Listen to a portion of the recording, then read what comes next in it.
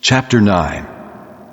When Jesus had called the 12 together, he gave them power and authority to drive out all demons and to cure diseases, and he sent them out to preach the kingdom of God and to heal the sick. He told them, "Take nothing for the journey. No staff, no bag, no bread, no money, no extra tunic. Whatever house you enter, stay there until you leave that town. If people do not welcome you, shake the dust off your feet when you leave their town as a testimony against them." So they set out and went from village to village, preaching the gospel and healing people everywhere. Now Herod the Tetrarch heard about all that was going on, and he was perplexed, because some were saying that John had been raised from the dead, others that Elijah had appeared, and still others that one of the prophets of long ago had come back to life. But Herod said, "I beheaded John. Who then is this I hear such things about?" And he tried to see him. When the apostles returned, they reported to Jesus what they had done. Then he took them with him, and they withdrew by themselves to a town called Bethsaida. But the crowds learned about it and followed him. He welcomed them and spoke to them about the kingdom of God, and healed those who needed healing. Late in the afternoon, the 12 came to him and said, "Send the crowd away so they can go to the surrounding villages and countryside and find food and lodging, because we are in a remote place here." He replied, "You give them something to eat." They answered, "We have only 5 loaves of bread and 2 fish, unless we go and buy food for all this crowd." About 5,000 men were there. But he said to his disciples, "Have them sit down in groups of about 50 each." The disciples did so, and everybody sat down. Taking the 5 loaves and the 2 fish, and looking up to heaven, he gave thanks and broke them. Then he gave them to the disciples to set before the people. They all ate and were satisfied, and the disciples picked up 12 basketfuls of broken pieces that were left over. Once when Jesus was praying in private, and his disciples were with him, he asked them, "Who do the crowds say I am?" They replied, "Some say John the Baptist, others say Elijah, And still others that one of the prophets of long ago has come back to life." "But what about you? He asked. Who do you say I am?" Peter answered, "The Christ of God." Jesus strictly warned them not to tell this to anyone. And he said, "The Son of Man must suffer many things and be rejected by the elders, chief priests, and teachers of the law. And he must be killed, and on the 3rd day be raised to life." Then he said to them all, "If anyone would come after me, he must deny himself and take up his cross daily and follow me.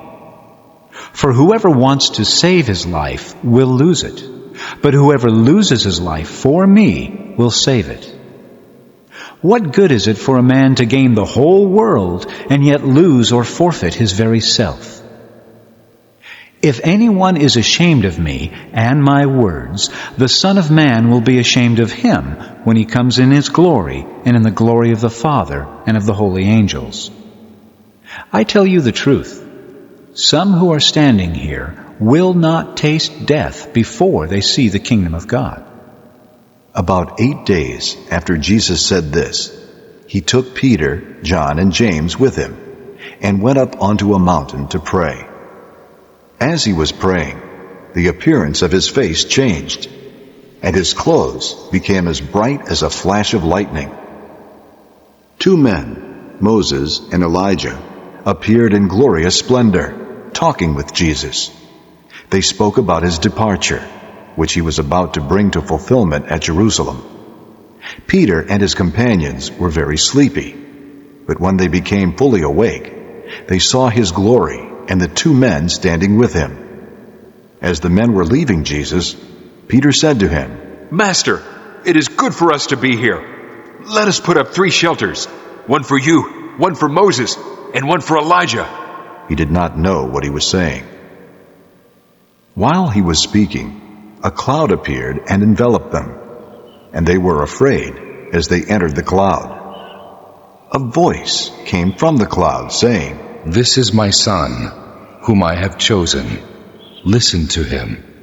When the voice had spoken, they found that Jesus was alone.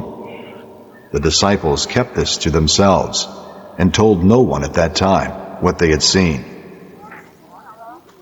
The next day, when they came down from the mountain, a large crowd met him. A man in the crowd called out, "Teacher, I beg you to look at my son, for he is my only child. A spirit seizes him, and he suddenly screams. It throws him into convulsions so that he foams at the mouth. It scarcely ever leaves him and is destroying him. I begged your disciples to drive it out, but they could not." O unbelieving and perverse generation, Jesus replied, how long shall I stay with you and put up with you? Bring your son here. Even while the boy was coming, the demon threw him to the ground in a convulsion.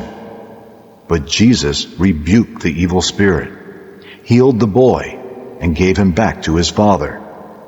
And they were all amazed at the greatness of God. While everyone was marveling at all that Jesus did, he said to his disciples, Listen carefully to what I am about to tell you. The Son of Man is going to be betrayed into the hands of men. But they did not understand what this meant. It was hidden from them, so that they did not grasp it, and they were afraid to ask him about it. An argument started among the disciples as to which of them would be the greatest. Jesus, knowing their thoughts, took a little child and had him stand beside him. Then he said to them, Whoever welcomes this little child in my name welcomes me. And whoever welcomes me welcomes the one who sent me. For he who is least among you all, he is the greatest. Master, said John, we saw a man driving out demons in your name, and we tried to stop him because he is not one of us. Do not stop him, Jesus said, for whoever is not against you is for you.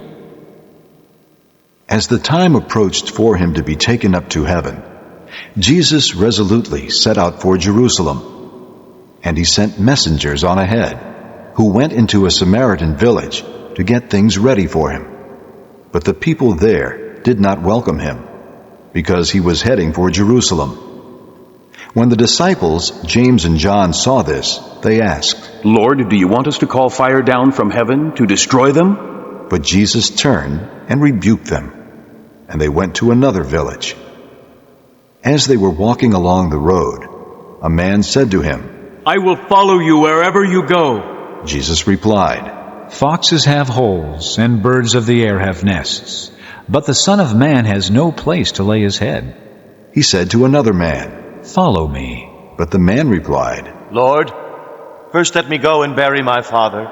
Jesus said to him, Let the dead bury their own dead, but you go and proclaim the kingdom of God.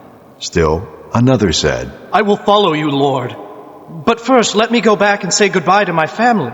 Jesus replied, No one who puts his hand to the plow and looks back is fit for service in the kingdom of God.